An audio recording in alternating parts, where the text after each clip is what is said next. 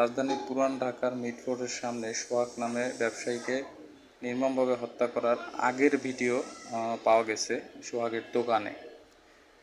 এই যে সোহাগ ঢুকবে, এই যে সোহাগ তার দোকানে ঢুকতেছে, পাশে অনেকগুলো লোক বসা আছে। হ্যাঁ, সোহাগ এই যে ঢুকে এই যে চেয়ারটা নিল, এই যে বসা লোকটার মাথায় জোরে আঘাত করলো।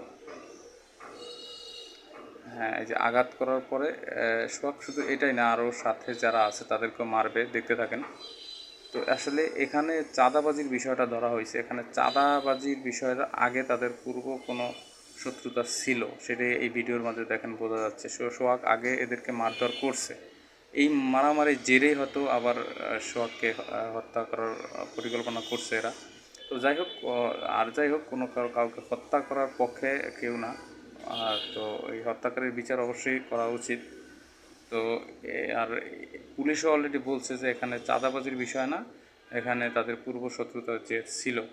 সোহাগের স্ত্রীও এই কথাটাই বলছে যে তাদের ব্যবসা করতে দিবে না, হয় ব্যবসা করো, না হয় আমাকে প্রতি মাসে 2 লাখ টাকা করে দাও, চাঁদা দাও, এরকম বিষয় বলছে আর কি। তো সোহাগ বলছে আমি কোনোটাই দেবো না।